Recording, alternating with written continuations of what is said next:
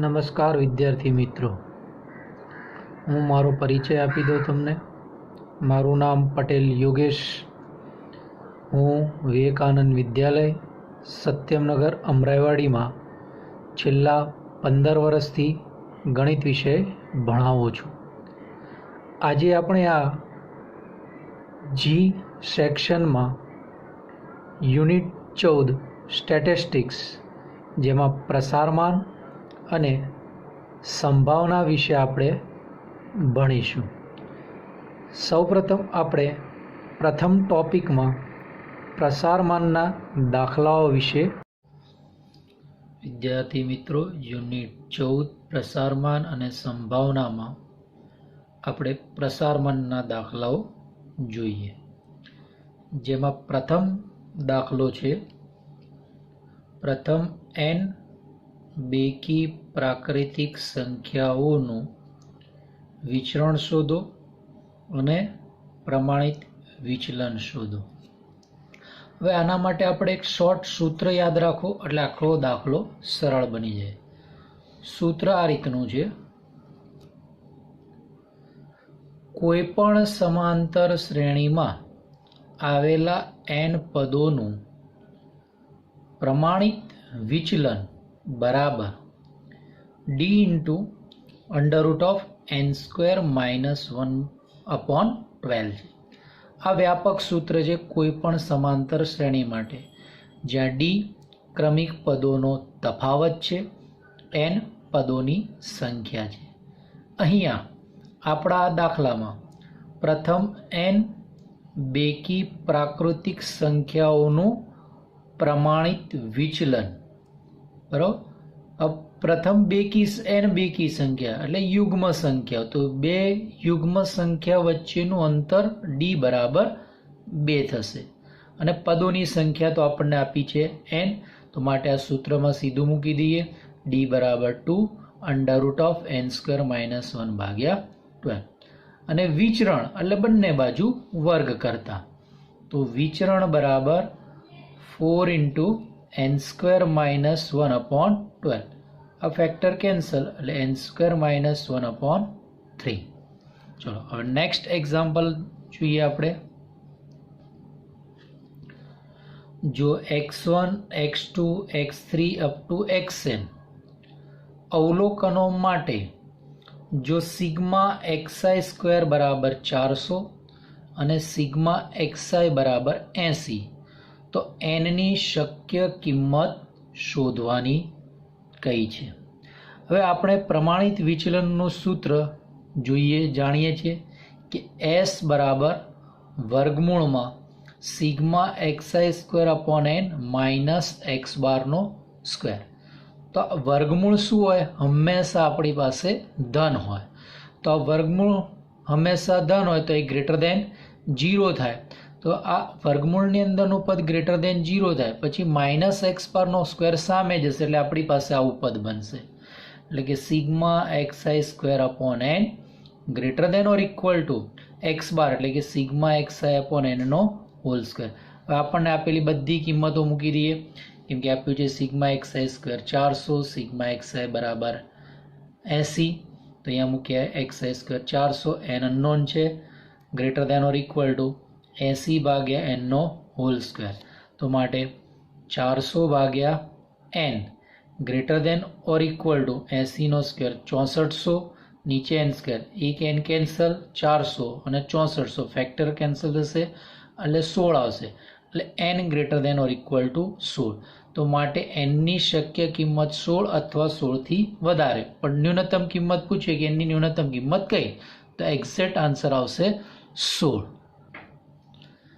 Next example, x1 x2 xn અવલોકનોનો મધ્યક x bar હોય તો xi પ્લસ 2i, જ્યાં i 1 less than or equal to i less than or equal to n આપેલ છે, નો મધ્યક શોધો.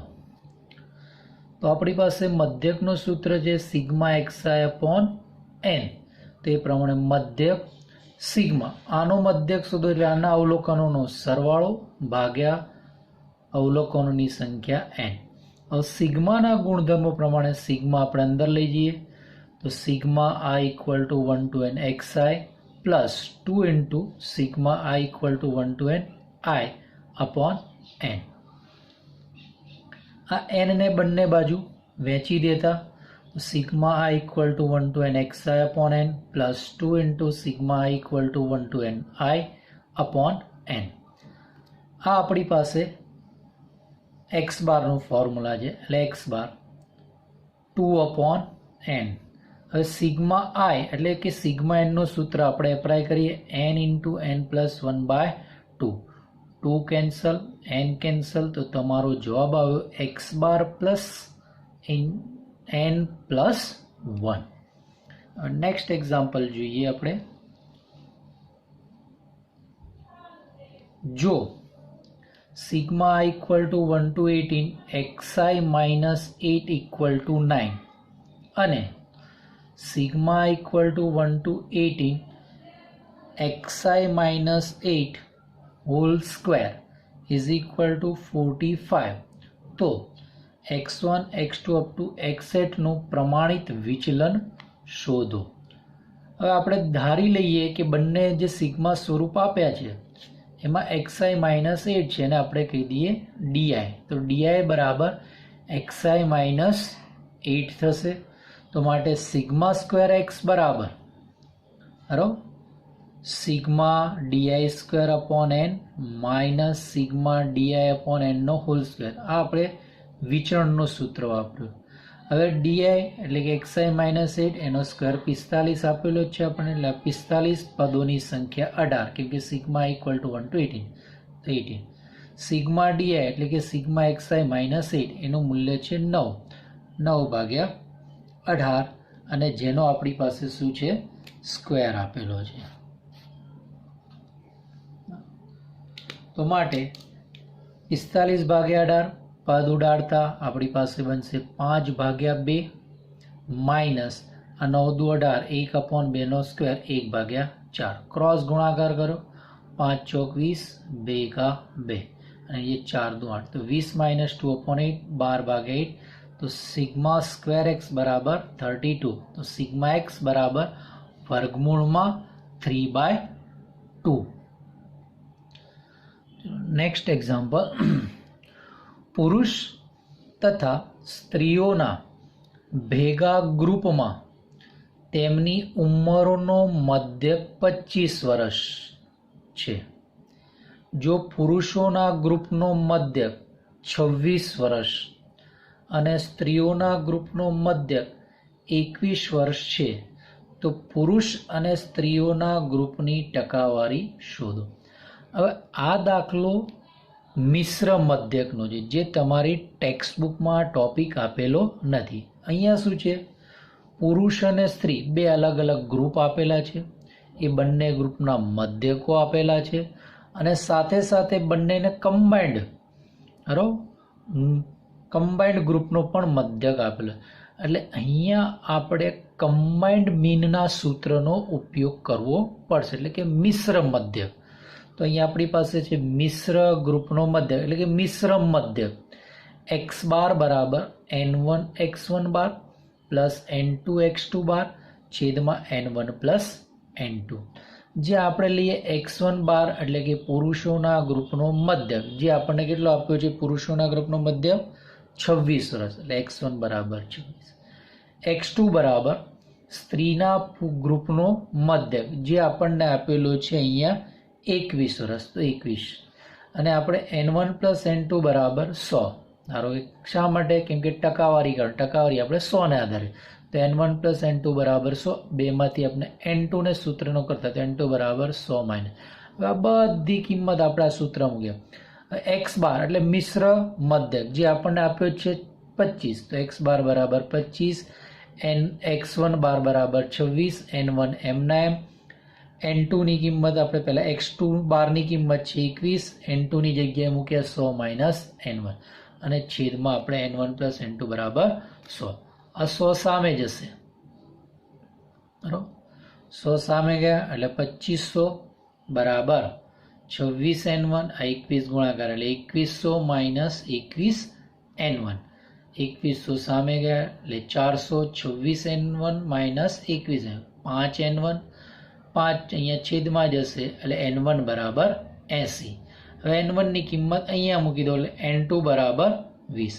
એટલે આપણે જે આ ગ્રુપમાં n1 એટલે પુરુષ, તો પુરુષોની ટકાવારી 80 આવશે, જ્યારે સ્ત્રીઓની ટકાવારી 20 આવશે.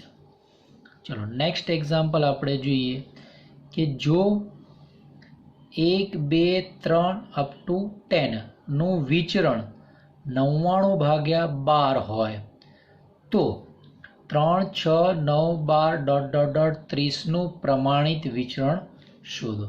હવે અહીંયા એક તમારી ટેક્સ્ટબુકમાં ઉદાહરણ આપ્યું છે, એના આધારે આપણે ડાયરેક્ટ યાદ રાખો કે x1, x2 up to xn નું વિચરણ સિગ્મા સ્ક્વેર અને પ્રમાણિત વિચલન સિગ્મા હોય તો આ જે x1, x2, xn છે એને કોઈ પણ સંખ્યા વડે આપણે ગુણીએ, કે ધારો કે a વડે ગુણ્યા તો અવલોકનો થયા ax1, ax2 up to axn, તો એનું વિચરણ થશે a સ્ક્વેર ઇન્ટુ આ સિગ્મા સ્ક્વેર અને પ્રમાણિત વિચલન થશે મોડ a ઇન્ટુ સિગ્મા. અહીંયા મોડ a એટલા માટે કેમ કે અહીંયા ગુણાકાર તમે ધન સંખ્યા વડે પણ કરી શકો છો, ઋણ સંખ્યા વડે, પરંતુ પ્રમાણિત વિચલન હંમેશા ધન હોય કેમ કે આપણી પાસે તેનું સૂત્ર સિગ્મા બરાબર અંડર રૂટ લખીએ છીએ માટે.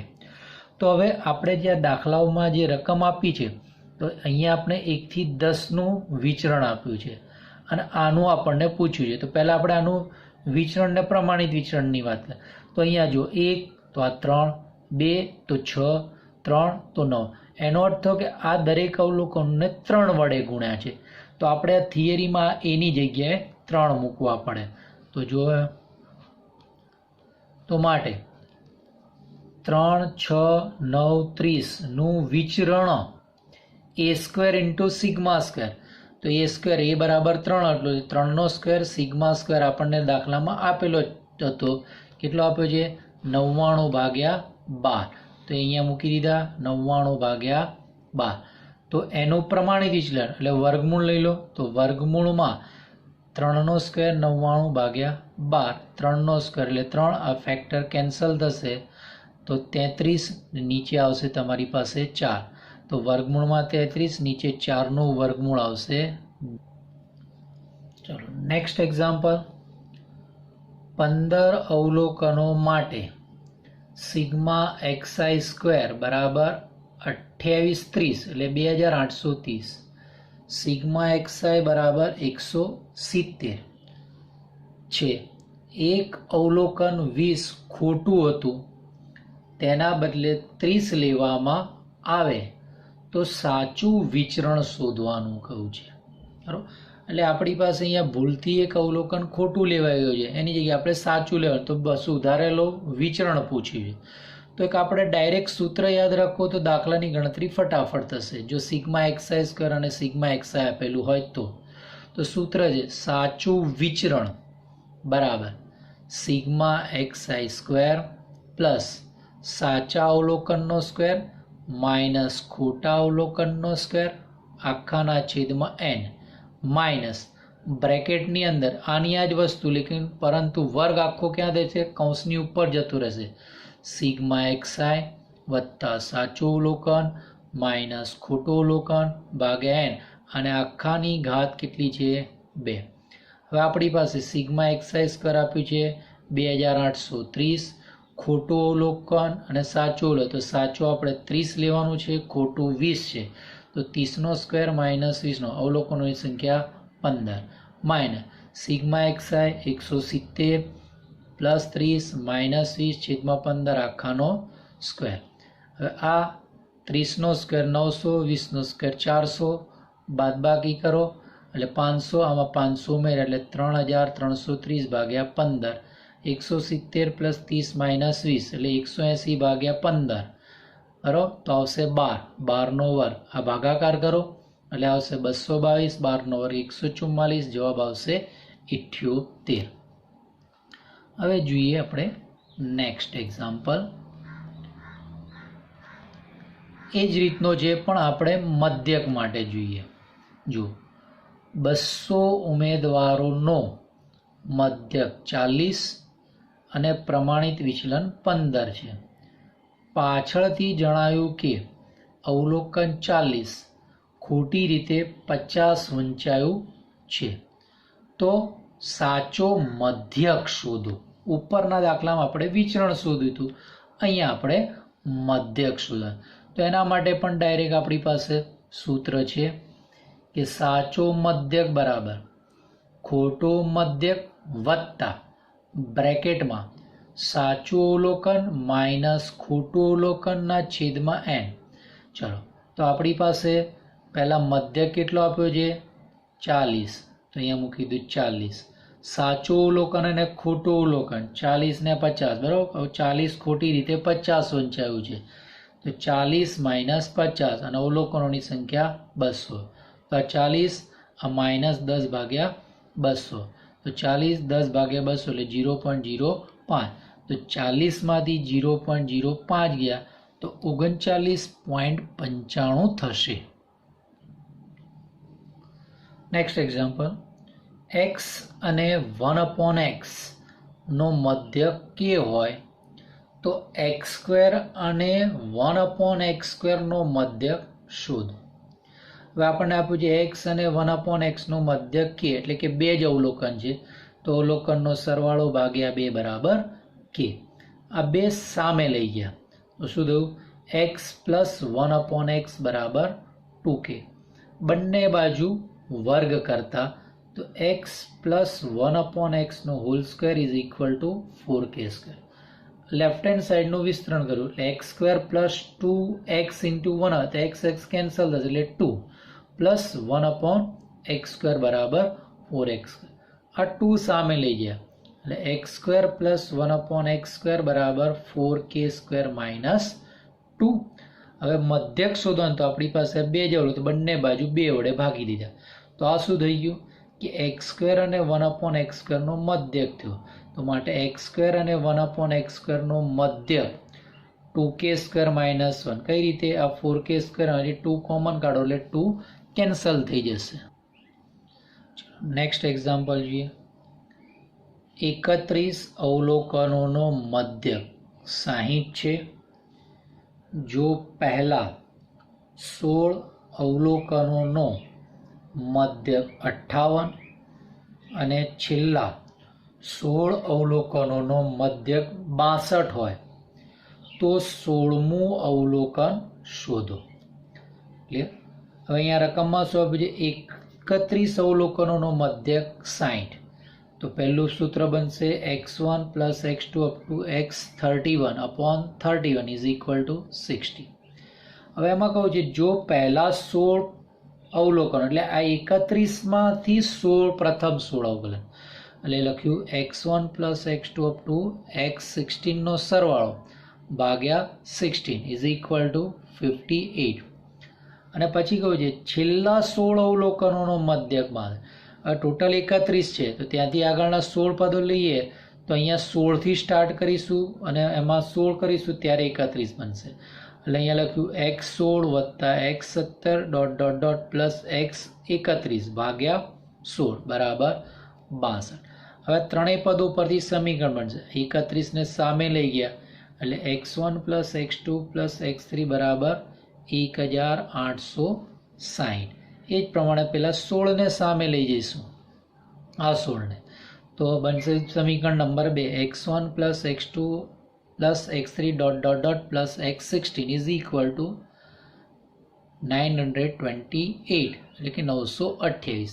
આ 16ને પણ સામે લઈ જાઓ તો ત્રીજું સમીકરણ x16 વત્તા x17 dot dot dot plus x31 992. તો 1, 2 અને 3 સમીકરણ બન્યા. આ 1 થી 31 પદોનો સરવાળો છે, આ બંને 16 પદોનો સરવાળો. તો આપણે અહીંયા સમીકરણ 2 અને સમીકરણ 3 એનો સરવાળો કરીએ. તો સરવાળો કરીશું આપણી પાસે તો અહીંયા જો 1 થી 16 પછી આ 17 થી 31 એટલે 16 એક વધારાનો આવશે એટલે 2 અને 3નો સરવાળો આપણી પાસે થશે x1 x2 up to x31 plus અને આ આપણી પાસે છે x16 16 જે વધારાનો છે બરાબર સામેની બાજુ પણ 928 વત્તા 992. અહીંયા આપણે સમીકરણ 1નો ઉપયોગ કરીએ એટલે 1860 વત્તા x16 બરાબર 1920. 1860 આપણે સામે લઈ જઈશું તો 1920 માઇનસ 1860 માટે x16 બરાબર આવશે 60 જે માંગેલ જવાબ છે. Next example 1 plus d 1 plus 2d dot dot dot 1 plus 100d અવલોકનોનું મધ્યકથી સરેરાશ વિચલન 255 છે તો ડી શોધો. હવે આ દાખલામાં શું આપ્યું છે? મધ્યકથી સરેરાશ વિચલન. તો એનું આપણી પાસે સૂત્ર છે મધ્યકથી સરેરાશ વિચલન sigma mode of xi minus x bar upon n. તો પહેલાં આપણે એક્સ બાર શોધી લેવું પડે. તો એક્સ બાર બરાબર આપેલા બધા અવલોકનોનો સરવાળો. ટોટલ અવલોકન જુઓ ડીના ગુણો 1 2 3 100 અને એક વધારાનું એટલે 101 થશે. એટલે એક્સ બાર બરાબર 1 plus 1 plus D plus 1 plus 2d dot dot dot plus 1 plus 100d upon 101. હવે અહીંયા 1 1 1 1 101 વખત છે એટલે 101 અને આ બધામાંથી ડી કોમન કાઢતા એટલે 1 પ્લસ 2 અપ ટુ 100. તો આ થશે પ્રથમ 100 પ્રાકૃતિક સંખ્યાઓનો સરળ. તો આપણી પાસે સિગ્મા એન નો સૂત્ર n ઇન્ટુ n પ્લસ 1/2 એમાં n બરાબર 100 મૂકો એટલે 100 101 ભાગ્યા 2. બરાબર આ બે અહીંયા કેન્સલ થશે એટલે 50 આવશે. તો 101 વત્તા આનો જવાબ આપણે અહીંયા શોધ્યો છે એટલે 50 ગુણ્યા 101 ડી ભાગ્યા 101. આ 101 બંને બાજુ છેદને વેચી દો તો 101 કોમન કાઢીને કેન્સલ કરો તો આવશે 1 પ્લસ 50 ડી. હવે આપણી પાસે મધ્યકથી સરેરાશ વિચલન 255 આપ્યું છે mdx બાર. તો આ સૂત્ર આપણે લખ્યું mdx બાર sigma xi minus x bar upon n પરથી. હવે 255 આ n અહીંયા જતા રહેશે તો એની કિંમત આપણી પાસે કેટલી હતી 101. હવે અહીંયા છે xi માઇનસ એક્સ બાર એટલે પ્રથમ પદમાંથી મધ્યક બાદ કરો, બીજા પદમાંથી મધ્યક બાદ કરો, એ દરેક પદમાંથી મધ્યક બાદ કરો અને તેનો માનાંક. તો આવશે માનાંકમાં 1 માઇનસ 1 પ્લસ 50d પ્લસ માનાંકમાં 1 પ્લસ ડી બ્રેકેટમાં માઇનસ બ્રેકેટમાં 1 પ્લસ 50d. આ રીતે જતા જતા માનાંકમાં બ્રેકેટમાં 1 પ્લસ 100d માઇનસ બ્રેકેટમાં 1 પ્લસ 50d. આ માઇનસ આમાં જવાબ આવશે 1 1 કેન્સલ એટલે માઇનસ 50d. માનાંક છે એટલે 50d અહીંયા 49d. એ રીતે જતા જતા વચ્ચે આવશે 1 પ્લસ 50d માઇનસ 1 પ્લસ એ 0 થશે એટલે પછી આગળ ચાલશો 51 તો ત્યાંથી ફરી આવશે ડી 2d 3d 4d. એટલે અહીંયા ડી વાળા પદો 2 વખત આવશે. તો માટે આ તો 255 ગુણ્યા 100 એટલે અહીંયા થશે 2 into D 2d 3d up to 50d. હવે આ બધામાંથી ડી કોમન કાઢી લીધો તો 255 ગુણ્યા 101 બરાબર 2d. ડી કોમન કાઢી લીધો તો આ થયું 1 plus 2 dot dot dot plus 50.